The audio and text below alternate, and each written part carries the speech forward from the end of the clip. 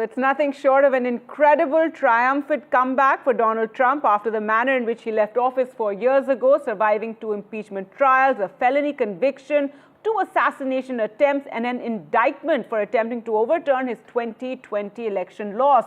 The second Trump presidency promises to be different from the first one, with Trump indicating he will be announcing a slew of measures on day one and also indicating far-reaching decisions for the United States. But Trump 2.0 will also have major ramifications for the rest of the world, with Trump indicating his intentions for Canada, Greenland, claiming he will end the Ukraine war, sort out West Asia, roll back climate change decisions, and transform the role of America on the world stage. Well, on the show today, we focus on what Trump's second presidency will mean for the world. We'll be joined by several guests from across the world. But first, let's go across to journalist Jessica Stone, who joins us from Washington, D.C. And Jessica, last-minute presidential pardons are taking place. Also, the Trump couple and will be hosted by the Bidens at the White House. That's right. We are watching them literally leave the church service as we speak. In order to go over to the White House, they have to go across Lafayette Park from that church at St. John's and go have some tea with President and First Lady Jill Biden.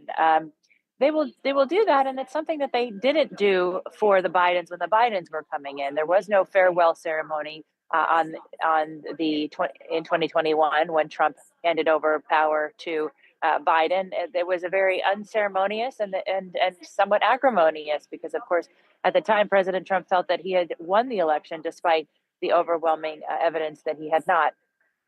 And so we are seeing something being reinstated in terms of tradition that was not given to the Bidens, and that being the tea, the farewell ceremony. And we're also understanding that these 2 elected officials will actually take a limousine together with their wives from the White House all the way to the Capitol in just a couple hours' time for the actual swearing in and inauguration ceremony here underneath the Capitol Dome. You see behind me that rotunda, that is where it will take place. It had been scheduled, of course, absent this really bitter cold, to be taking place on the West Front stairs. You see the flags behind me.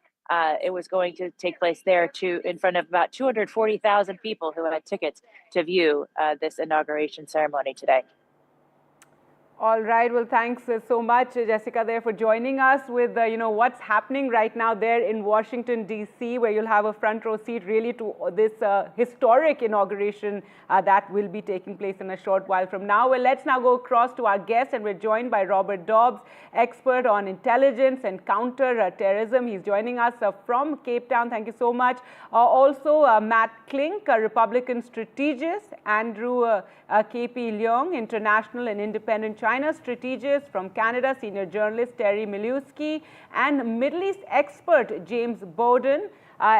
So we are focusing on different aspects of what the Trump presidency will mean for different parts of the world. So first, let's take a look at North America. And a few weeks ago, Trump shocked the world with his intent to acquire Greenland, reclaim the Panama Canal, and make Canada the 51st state of the United States. Is this mere rhetoric, or will it be the beginning of new American imperialism? My colleague Vishal explains. Donald Trump's comments about turning Canada into United States' 51st states will be closely watched when he takes over. Canadian leaders have rubbished Trump's claims. It will be interesting to see how far Trump goes on this road. Trump has also said that he is willing to take over the autonomous Danish territory of Greenland, which lies right next to the North American continent, the shortest route from North America to Europe, hence serving a key strategic role for the US.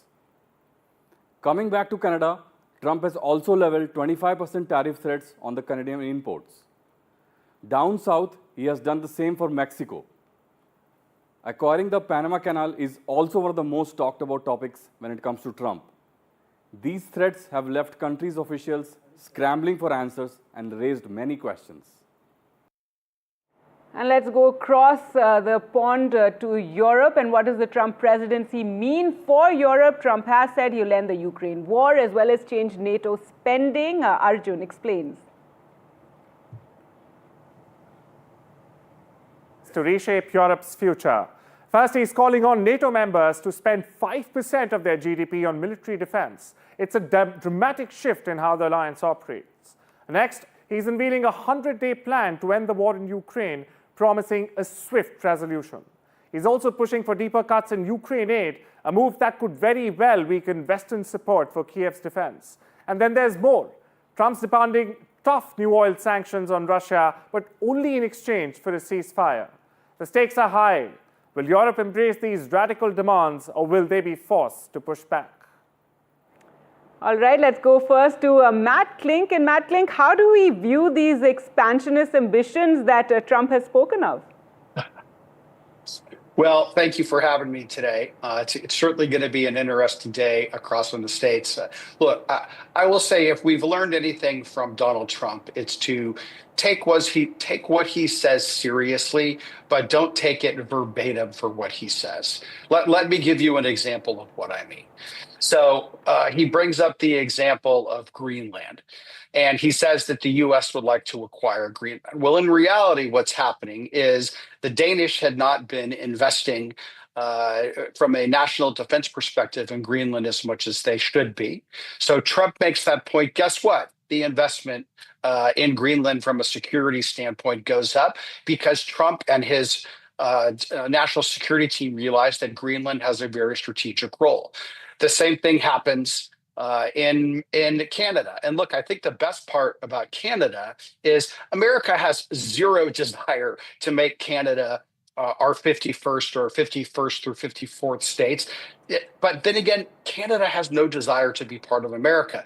What it does do is it gives Donald Trump an opportunity to tweak Canadian Premier Justin Trudeau on his way out of office and force the Canadians to step up and deal with some unfair trade policies that they've had with the United States. Again, Trump's rhetoric yields a decision that he wants. So it might not be conventional, but it's the way Donald Trump has conducted business throughout his professional life as a real estate developer in New York, and he will do as president of the United States. That may ruffle some feathers diplomatically, but I got to tell you, the consensus, generally speaking, in the United States is that the world order and standard diplomacy has largely not done well, and America has not done well by it.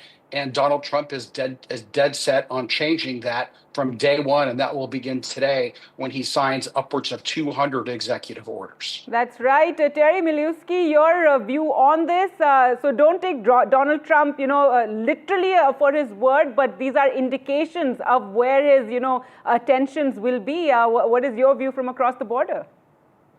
Well, it seems that Mr. Trump is saying something that we perhaps should take seriously, yes.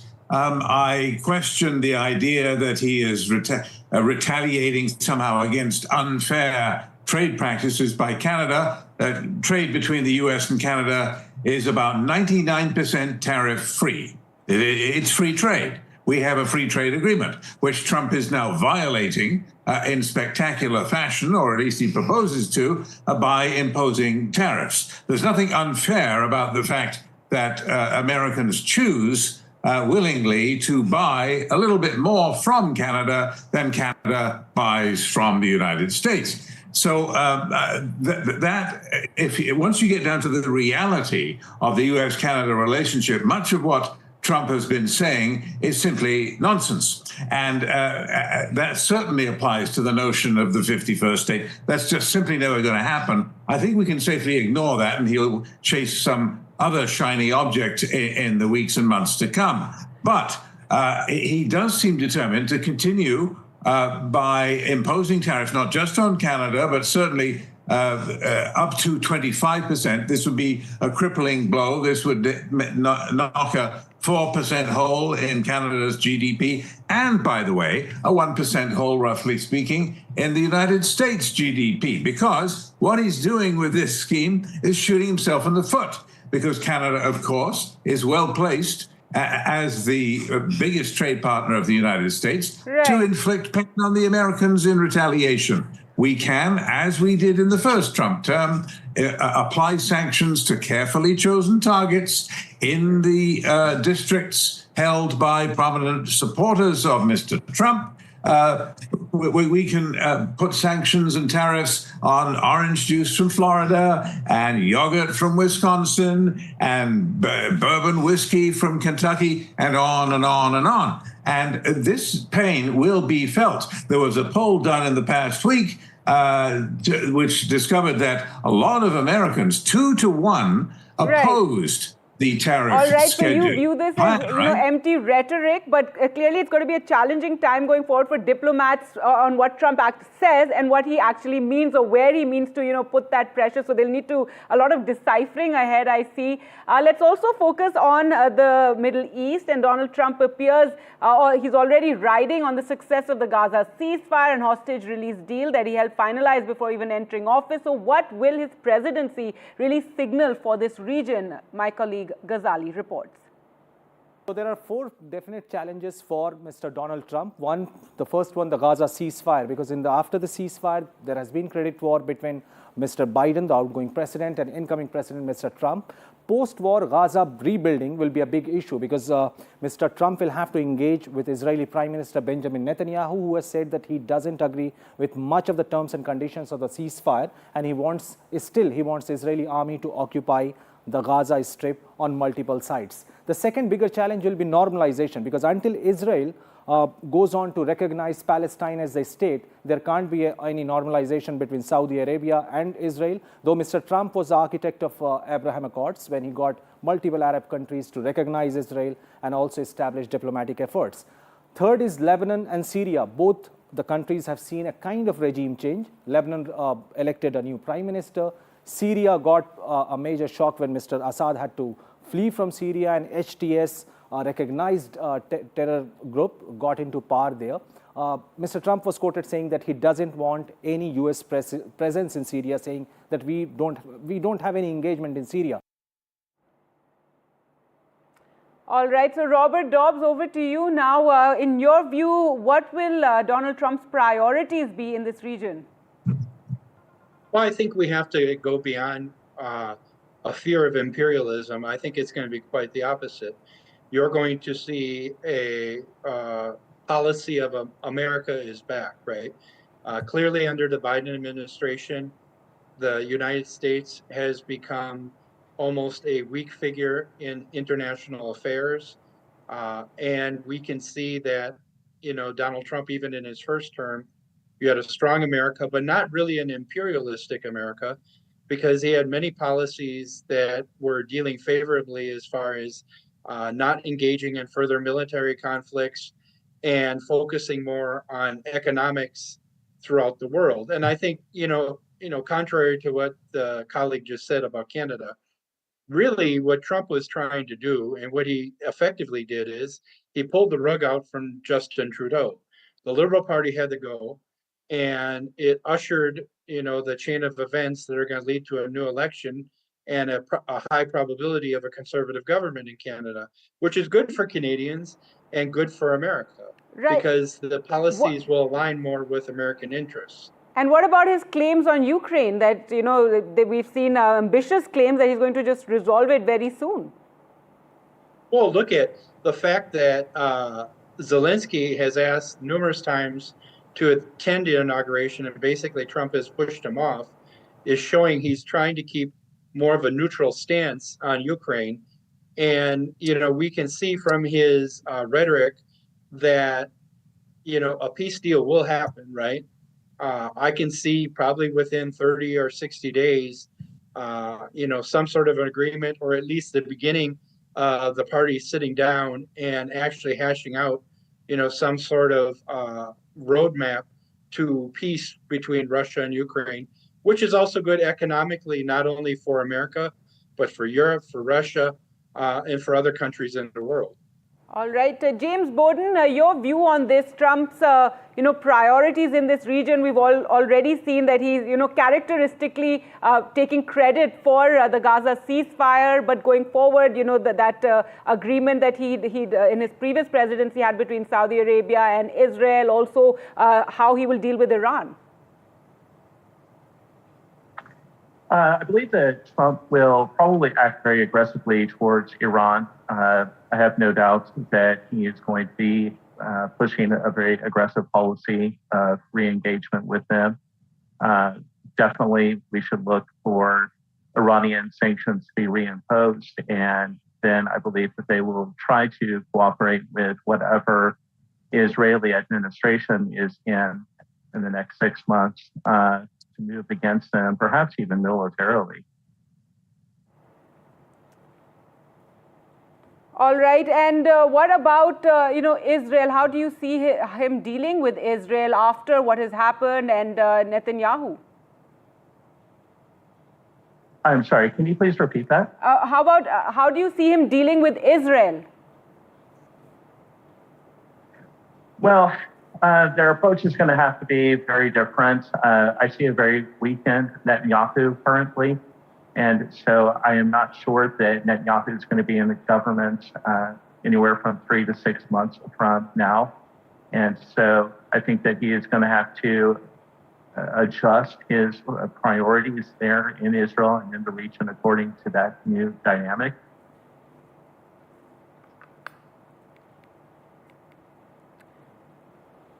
All right, let's now focus on Asia and the Indo-Pacific. Will the return of Trump spark a tariff war with India or an easy bonhomie? That's what we're very keen to, find out on our end. But also, what will it mean for trade with China or confrontation and warnings? Here's a quick look. The first relationship under the radar in Indo-Pacific will be India-US ties. While Prime Minister Modi and Trump share a close bonhomie, President-elect Trump has accused India of abusing trade ties and has even threatened to impose heavy reciprocal tariffs on New Delhi. What will this mean for India? One will have to wait and watch. Next in the region is China.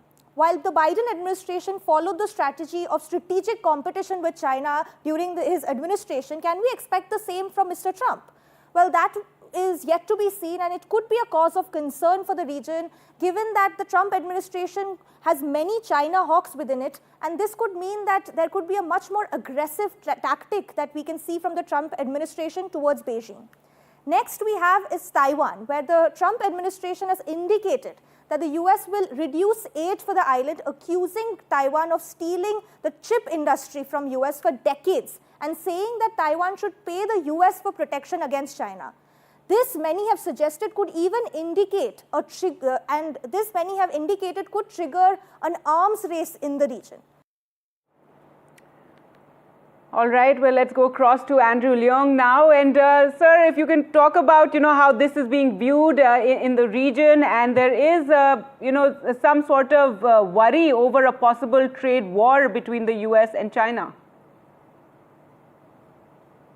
Well, I think that Beijing is very well prepared for this second Trump administration, having gone through all the ups and downs during his first term. So Beijing is not 100% rattled by this, but there are three ways the Trump 2.0 is going to upend the world. The first one is on the so-called liberal world order, with all his antics on Canada, on the Panama Canal, and also on Greenland and various other remarks, and also his American first, using might is kind of right approach. I think the world so-called liberal world order is likely to be in tatters and at least thoroughly eroded. So it's neither it's not liberal under Trump 2.0. It's not for the world. It's just for America, and it's not particularly orderly. So I think that this kind of rhetoric that the United States is the champion of the global liberal world order is falling down the drain. The second impact is, of course, on the indiscriminate use of tariffs, massive tariffs. and because he thinks that tariffs is a beautiful American weapon which can solve almost everything, and it could be potentially a substitute for income tax. Without paying attention that, of course, the cost, a great deal of the cost of the tariffs is going to be borne by the American consumers. And it's likely to cause inflation and spreading to the rest of the world. And the third big impact, of course, is on climate change. President Trump is making it quite clear that he doesn't believe in this climate business. He wants to drill, baby, drill. And exploiting Americans' oil and gas resources. So I think that the whole world is being upended. But as far as Beijing is concerned, Beijing is this time around is much more prepared because after all, Trump is likely to be transactional by nature. It doesn't mean that it's going to trade everything. Obviously, he has America's interests at heart. But at the other end of the day, he's unlikely to push the envelope towards war, for example. I think Trump is much more war adverse this time around. Right, and the focus on Make America Great Again. Yes, you touched upon the climate change issue, and that is definitely a big concern personally for me. But Matt Clink, your response to what Mr. Leong said regarding, what Trump's presidency may bring, and a lot of talk, a lot of bluster, but what's actually going to happen when we talk about tariffs and the impact on the economy? Well, there's a lot of woulds and coulds and mights and it'll be interesting to see ifs. That's our business statements here in the news world. Yes. I will point out, though, it's rather hypocritical for China to talk about climate change and global warming when they're the largest emitter and they're cranking out 100 coal plants a week.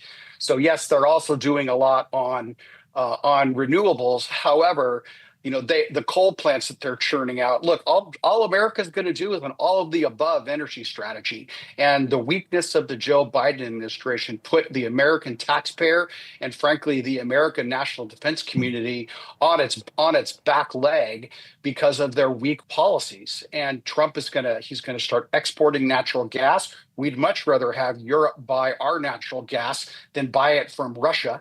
But I guess that's okay. There are so many policies across the board. They're going to be more pro-American, and they'll also be more pro-world at the same time. The international liberal democratic order, it's not working so well right now.